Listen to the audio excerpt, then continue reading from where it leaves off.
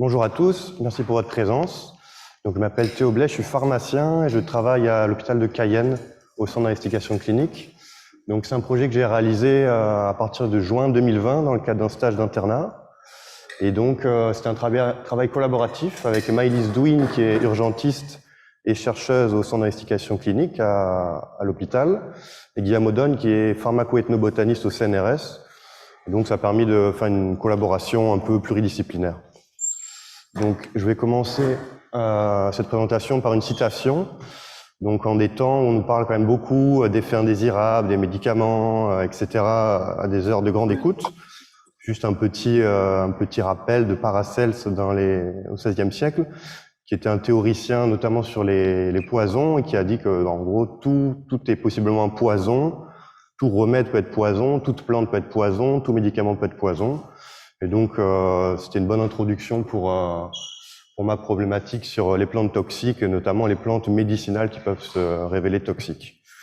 En termes d'organigramme, entre guillemets, donc on était bipède avec à la fois l'hôpital et le centre d'investigation clinique, avec Maëlys Douin qui m'a servi de lien entre le service des urgences, la réanimation, la pharmacie, le service de dermatologie, les centres délocalisés de prévention et de soins, et le département d'information médicale. Et de l'autre côté, Guillaume, qui était le lien avec notamment la faculté de Paris-Descartes, le Muséum d'histoire naturelle, le Tramil et le Centre antipoison de Paris.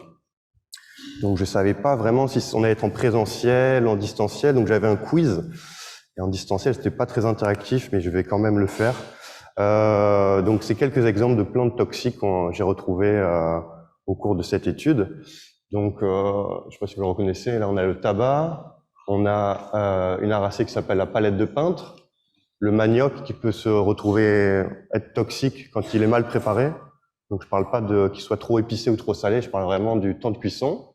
Le pommier cajou qui a un latex très irritant qui entoure sa graine. On a le ricin qui est très utilisé en purgatif et qui peut être très très toxique, un poison largement connu. Le médecinier rouge. Ensuite, on a le palmier céleri. Ça, c'est le pignon d'Inde, où on a eu pas mal de cas avec des enfants qui avaient ingurgité des baies. C'était pas des cas très graves, mais on a eu beaucoup de cas. Le marie-crabe, qui est largement répandu dans les jardins créoles, où pareil, on a des enfants qui vont manger des graines, des petites baies vertes qui ont l'air très appétissantes. On a le moukou-moukou, qui est très connu en Guyane, mais pour d'autres raisons, qui est un aracée et qui contient un latex irritant. Le boilet ou le laurier jaune, qui a une toxicité proche du laurier rose.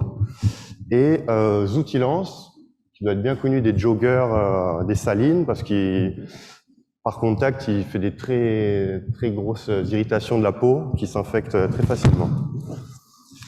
Quelques éléments de contexte. Donc, en termes le contexte de l'automédication en Guyane, donc c'est très répandu. On a jusqu'à 60% des gens qui s'automédiquent avec des plantes. Et on a surtout un usage traditionnel qui est très varié, puisqu'on a les différents peuples et ethnies de Guyane qui utilisent des remèdes différents.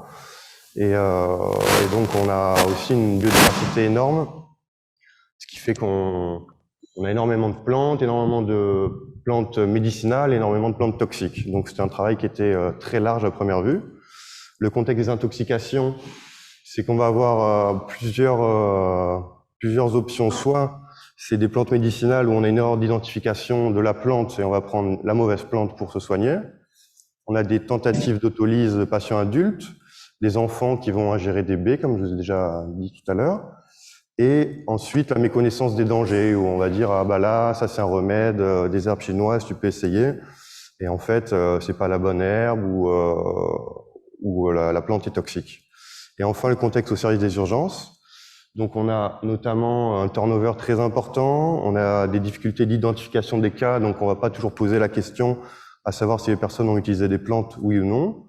On a beaucoup d'activités et également, de par le turnover important des spécialistes, on a aussi une méconnaissance des dangers de certaines plantes qui sont connues, mais qui sont pas connues de tous, et qui sont aussi liées à l'origine, à l'ethnie, au peuple des patients.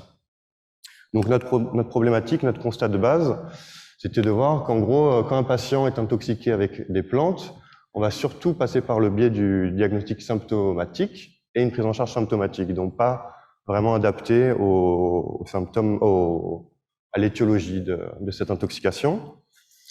Et donc, il y avait un autre circuit qui était pas très défini, où on arrivait à envoyer des photos à un botaniste qui identifiait les plantes. C'est une recherche bibliographique en urgence, il n'y avait pas de guideline. Et donc, voilà, cette étape-là, en gros, elle sautait, elle n'existait pas vraiment. Et donc, nous, ce qu'on propose, notre solution, entre guillemets, notre hypothèse, ça va être d'adosser au diagnostic symptomatique et sa prise en charge une recherche étiologique, ou par le biais de mise en place d'outils, la phytoliste et des fiches pratiques, on va aider les professionnels de santé, les urgentistes, à avoir une prise en charge adaptée qui va venir à côté de cette prise en charge symptomatique. En termes de méthodologie, on avait 4 étapes. Donc, les 2 premières, c'était le recueil des cas dans les bases de données et l'extraction des cas confirmés d'intoxication, le classement de ces cas par fréquence et par gravité, et enfin, identifier une liste de plantes qui nous servira après dans l'étape de mise en place des outils pratiques. Recueil extraction des cas, donc là, comme vous voyez, les cas extraits, c'était en fait à partir de mots-clés, à partir de code SIM10. On a voulu être exhaustif, mais du coup, en fait, on a gardé quasiment 1 cas sur 100. Donc c'est vraiment de la pêche au cas avec plantes identifiées, puisque avec à peu près 12 000 cas extraits, on a gardé 100 cas où on a identifié les plantes, c'est-à-dire familles et espèces botaniques. Quelques résultats sur la base de données rapidement. L'âge des patients, donc on avait quand même beaucoup d'enfants de moins de 2 ans, près de 30%. Après partie à peu près 56% d'enfants, 44% d'adultes.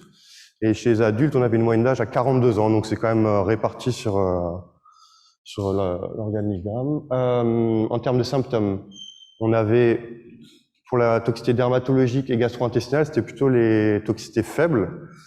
Mais voilà, après on avait la toxicité neurologique, oculaire, et puis plein d'autres types de toxicité, mais je ne les ai pas cités parce qu'on en avait beaucoup moins. Et on a utilisé un outil qui s'appelle le score PSS, Poisoning Severity Score, qui est un score développé par les centres antipoison et la toxicovigilance, qui permet en fait de quantifier notre intoxication en prenant le symptôme le plus grave. On va donner un score de 0 à 4, donc pas de symptômes jusqu'à décès. Et donc, j'ai une partie des bases de données, donc la base de données du centre antipoison qui était déjà codifiée comme ça, et j'ai codifié les autres bases de données afin d'avoir pour tous les cas ce score-là. Donc, on voit qu'on a beaucoup de grade 1, donc gravité faible, près de 50%, 25% de grade 2, encore moins de grade 3, et on a eu 3 décès au total. Donc j'ai oublié de préciser, mais la base de données, elle est quand même sur 20 ans, donc à partir des années 2000 et l'informatisation. Donc sur 20 ans, on n'a observé que 3 décès en lien avec des plantes, ce qui fait quand même peu, je pense, au regard de la réalité. Et donc les 3 décès, c'était le manioc, le médecinier rouge et un autre cas où on n'a pas identifié la plante. Donc la 3e étape, c'était de faire un classement de ces cas. Donc on a utilisé plusieurs stratégies, soit la bibliographie, des plantes connues pour être toxiques, c'est-à-dire qui étaient référencées dans des sites guyanais, à l'IRD, etc. Et puis, à partir de notre base de données où il y avait une centaine de plantes identifiées, prendre soit les cas fréquents, les cas graves ou les cas qui sont fréquents et graves. Donc on a pu calculer des scores à partir du score PSS, donc la somme des gravités, la gravité moyenne, et la fréquence sur notre base de données. Donc là, c'est un petit exemple pour les 4 plantes qui sont en haut de mon classement, de mon échelle, le manioc, le ricin, le pignon d'Inde et la famille des aracées. Donc voilà, on a eu 7 cas d'intoxication manioc, la somme des gravités était de 15 et la gravité moyenne est de 2, donc ça fait une gravité qui est quand même moyenne à forte. Et donc, toutes ces étapes nous ont permis d'identifier une liste de plantes, qui est la suivante. Et pour vous illustrer un peu la diversité de la Guyane, je vous ai mis en exemple les noms vernaculaires des différentes plantes. Donc, Lantana camara, c'est Mabizou, ou comment on appelle ça, Marie Crabe. Pinus colusurans, c'est Orthitoro. Ricinus communis, c'est le carapate, on appelle ça, ou le Palma Christi. Donc, au carpus, c'est la nivrée.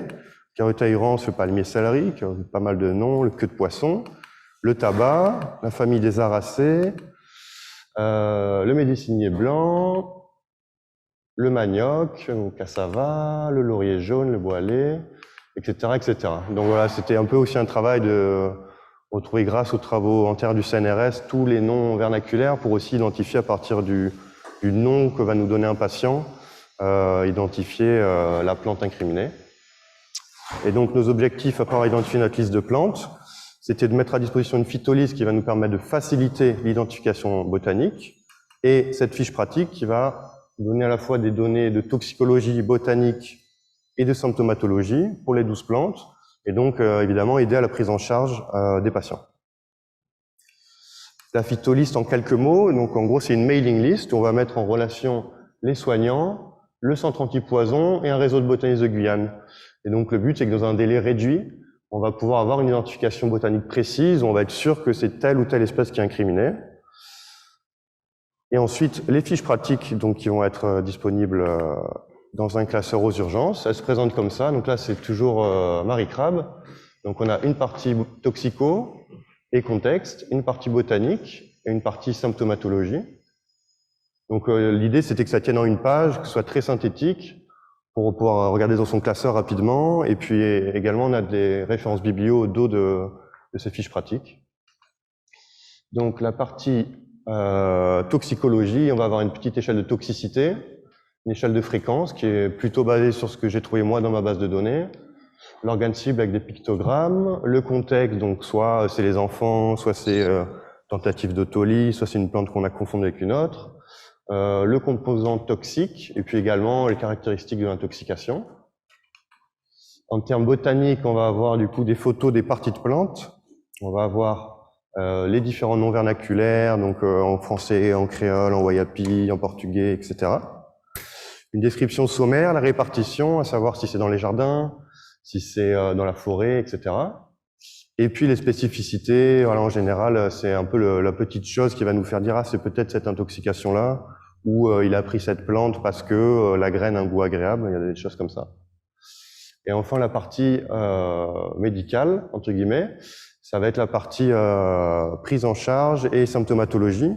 Donc j'ai essayé de faire une petite frise chronologique où, en fonction de il y a combien de temps on a ingurgité la plante ou été en contact, les premiers symptômes qui se déclenchent, est-ce que c'est résolutif oui ou non, en combien de temps, est-ce qu'il y a éventuellement des examens complémentaires, la prise en charge, enfin, je vous propose une prise en charge, hein, c'est pas du tout, pas vraiment de guideline en toxicologie, à savoir s'il faut faire un lavage gastrique, donc c'est plutôt une revue de la littérature pour chaque plante donnée, de ce qui ressort.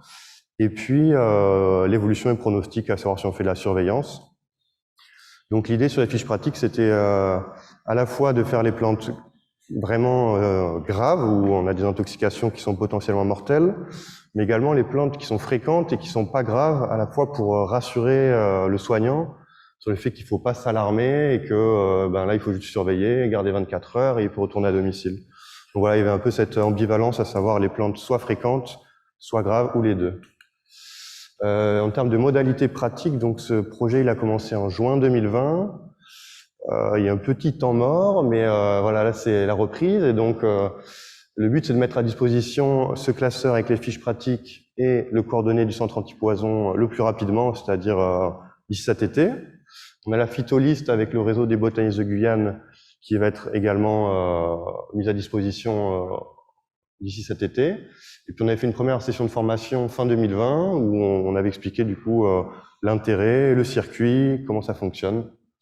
Et donc voilà, dès que la phytoliste est OK, on va refaire ces formations aux urgences et mettre en place l'outil au plus vite.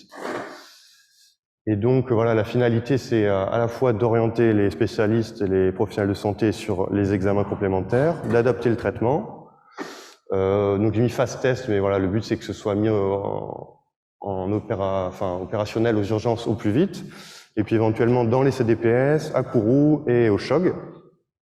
Donc, j'ai pas encore pu récupérer les données du Kourou et du CHOG, mais l'idée c'était par le biais de récupérer leurs données, leur présenter l'outil et leur proposer s'ils ont envie de participer.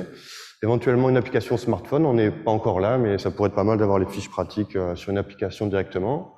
et puis augmenter le nombre de fiches à disposition. Voilà, merci pour votre attention.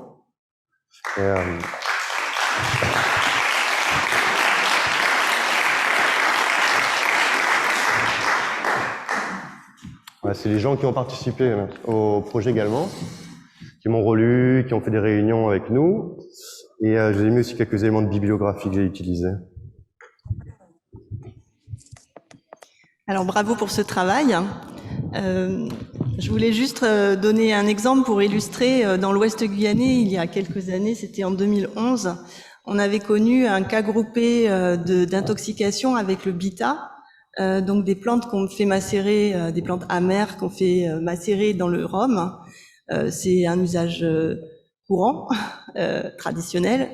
Et malheureusement, on avait eu, entre guillemets, une épidémie de syndrome de Guillain-Barré dans un groupe de villageois qui avaient partagé ce bita. Et en fait, il a été prouvé que la plante qui avait été utilisée n'était pas la bonne plante. Donc c'est quelque chose qui est quand même courant et qui a eu des conséquences graves, puisqu'on a eu quand même un décès et on a eu aussi des gens qui ont été pris en charge de façon chronique au long cours avec des injections d'immunoglobulines polyvalentes.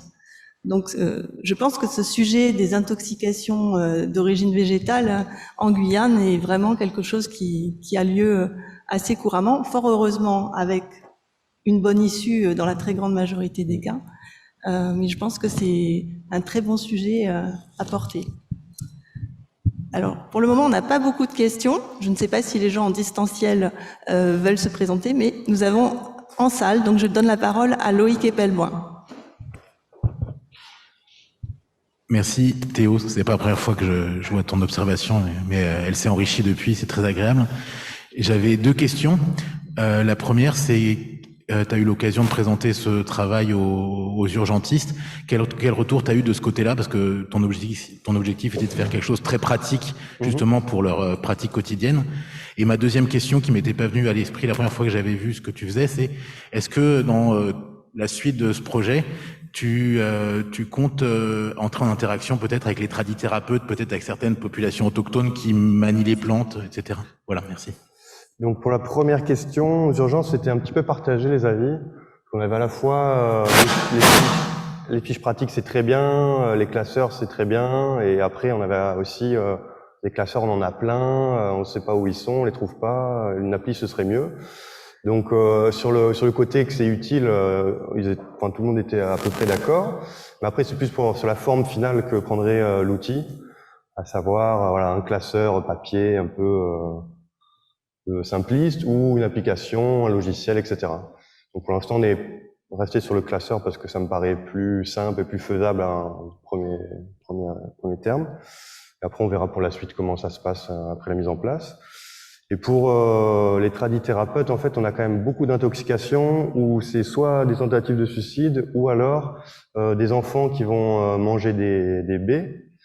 Donc c'est vrai que cette composante de la plante médicinale, on a beaucoup de plantes médicinales qui sont aussi toxiques sur certaines parties. Donc si on revient au tout début,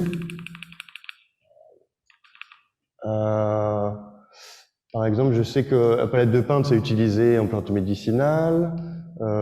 Jatropha gossypifoliaire, on utilise les feuilles en infusion, mais c'est les graines qui sont toxiques. Enfin, on a pas mal de cas où les plantes, donc pareil, le ricin, c'est largement utilisé en purgatif, mais les graines contiennent la ricine, qui est un des poisons les plus toxiques. Donc je sais pas, j'avais pas mal de cas où c'était justement les tradithérapeutes qui avaient recommandé de prendre telle ou telle plante et la personne s'était trompée. Mais non, pour l'instant, c'était pas en projet immédiatement. Même si ça pourrait être très intéressant, je pense. Alors, nous avons une question à distance. Alors, c'est Ghislaine Prévost, de l'Université de Guyane. Un travail similaire avait été réalisé au Char il y a quelques années avec la réalisation d'un dictionnaire des plantes toxiques destiné aux médecins. Avez-vous connaissance de ce travail, avec également un bilan des cas d'intoxication en Guyane française? Moi, j'avais trouvé un vieux mémoire de médecine tropicale de 2012 où j'avais eu quelques cas comme ça. Et puis des tests sur les intoxications, on retrouvait en fait 3-4 plantes sur les milliers d'intoxications. En fait, le problème, du coup, ce travail-là, non pas particulièrement. Mais le problème, c'était les erreurs de codage ou des codages approximatifs qui faisaient que je pense que ça ressort pas. Ou alors on n'a pas cherché à savoir si c'était une plante ou un produit phytosanitaire, ou du moins on l'a pas codé. Et du coup, il y a beaucoup de cas où j'ai jamais retrouvé les informations. Et du coup, 173 cas sur 20 ans, ça me paraît quand même très mineur par rapport à la réalité. Mais ça m'intéresse par contre, ce travail du dictionnaire des plantes. Alors moi j'ai une question pour toi, Théo, peut-être plusieurs questions. Déjà, je te remercie pour ce travail. On s'était rencontrés au tout début quand tu avais commencé. Je trouve que tu as beaucoup avancé. Je reviens sur la question de Loïc. C'est que qui dit la Guyane dit les plantes. Et qui dit les plantes, ça ramène un petit peu à ta première plaque. Tout est poison, tout peut ne pas être poison. Et donc, en gros, il y a un état de connaissance qui fait partie ce qu'on appelle le patrimoine non matériel de la Guyane, qui est un état de connaissance qui est véhiculé de génération en génération, qui n'est pas forcément écrit, sur l'usage de ces plantes et sur leur effet indésirable. Donc, en gros, ce que Loïc demandait par rapport au tradithérapeute, je pense que c'est une station essentielle pour aller recueillir ce que les gens savent des plantes. Et je pense que tu as présenté un organigramme, enfin, tu as présenté les différents intervenants dans ton projet, et je pense que cette contribution doit forcément à un moment apparaître, parce que on sait aujourd'hui qu'il y a de moins en moins de transmission de ces informations, et que le véhicule de ces informations va être la science. Et c'est ce que tu fais. Mais en fait, à un moment, il faut que la science soit raccordée à l'état de connaissance antérieur, qui est un état de connaissance qui est transmis de génération à génération. Et c'est de là où vient ma question, c'est que l'intoxication par les plantes ou les envenimations en clinique, dans plusieurs situations, c'est resté un diagnostic d'élimination. Ça veut dire quand on trouve rien, on se dit bah, peut-être qu'il a bu quelque chose, peut-être qu'il a pris quelque chose. Et ça s'arrête là. Si on veut donner une dimension scientifique à ça, il faut qu'il y ait des outils de dosage, des outils d'investigation. Alors, quels sont les outils disponibles en Guyane et qui permettraient éventuellement, au moins par rapport à une petite liste de plantes, au moins les plus courantes, d'effectuer des dosages ou de tracer ces plantes. Et je rajoute même que dans l'investigation clinique et scientifique, ça commence par l'interrogatoire. Et aujourd'hui, je pense que tout le monde est muni d'un appareil photo sur lui. Bien sûr. Ça veut dire qu'aujourd'hui, l'approche des intoxications et des envenimations doit changer. Et dans l'interrogatoire, c'est pas est-ce que vous avez vu, est-ce que vous avez une photo de ce que vous avez comme plante dans le jardin, est-ce que vous avez une photo de ce que vous avez mangé, de ce que vous avez touché. Et donc, en gros, c'est une autre approche même de sensibilisation ou de prévention primaire. Tu finis ta présentation par dire une application smartphone, mais je pense que le smartphone doit être présent dès le début de l'investigation. Il faut que les gens ramènent des photos. Et ça, c'est des campagnes de sensibilisation à large échelle qui doivent rentrer un petit peu dans les cultures. Aujourd'hui, quand il y a un petit accident sur la route, tout le monde prend la scène en photo.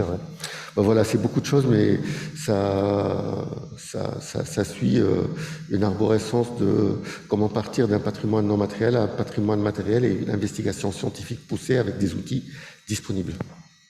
Et pour la question sur les examens complémentaires, du coup, on s'était intéressé à ça. On a vu avec le labo de l'hôpital. Donc, par exemple, l'intoxication au ricine, il faut doser la ricinine. Le manioc, il faut doser les anhydrides cyanhydriques. En fait, on n'a pas cette possibilité au labo de l'hôpital. Et dans un contexte d'urgence, je voyais pas trop l'intérêt d'envoyer ça en métropole. Donc, en fait, c'est qu'en termes d'examens différentiels et d'examens complémentaires, par exemple pour le laurier jaune, pareil, il faut doser les hétérosides. On n'a pas, donc on est obligé de faire un petit peu d'adapter sans avoir une confirmation, hormis la confirmation botanique. Mais en termes de molécules actives, c'est vrai qu'on va pas pouvoir le faire, en tout cas aujourd'hui, à l'hôpital de Cayenne, pour adapter le traitement en fonction de la dose reçue, etc. Donc c'était un peu, voilà, moi j'avais commencé à écrire tous les diagnostics différentiels possibles. Et puis en fait, on les a enlevé des fiches pratiques parce que on peut pas le mettre en pratique aujourd'hui. Alors une dernière question qui nous vient du distanciel, de quelqu'un qui se fait appeler Garino. Bonjour, je suis sage-femme au Char et ai eu connaissance de l'utilisation des feuilles d'argent par voie vaginale par les patientes pour provoquer un accouchement. Quelles sont les propriétés exactes de ces plantes? Ont-elles un risque prouvé d'hémorragie? Alors les feuilles d'argent, c'était un projet un petit peu parallèle qu'on a discuté avec Guillaume en arrivant. Mais vu que ça rentrait pas directement dans le champ de mon travail, moi je m'en suis pas vraiment occupé, mais il y a du monde qui travaille là-dessus. Je sais pas, Guillaume, si tu veux dire un mot dessus, sur les feuilles d'argent? À ma place? C'est différent des billets. Comment? C'est différent des billets. Mais oui, ça a des propriétés pour déclencher les accouchements. Après, en termes de toxicité, je sais pas vraiment ce qu'il en est. Mais on l'a toujours dans un coin de la tête et je pense que d'ici l'année prochaine, il y a possiblement une saisine de l'ANSES qui devrait être faite justement pour avancer là-dessus. Donc on espère arriver à débloquer des recherches spécifiquement sur cette espèce d'ici 2022. C'est une très bonne nouvelle. Alors je vais vous laisser... Pour compléter, Ah, les feuilles d'argent, c'est un des produits les plus utilisés en Guyane pour les soins de dreadlocks. Nous avons un spécialiste dans la salle. Dernier commentaire. Alors, un dernier commentaire sur le sujet. Dans chaque hôpital, et au CHC en particulier, il y a des cellules de vigilance, dont une cellule de toxicovigilance. Ça veut dire que quand il y a une intoxication ou une suspicion d'intoxication, c'est nécessaire de signaler au centre antipoison. Et le centre antipoison dont on est rattaché, c'est celui de Paris. Alors, je vois que Jérôme Langrand a participé en partie.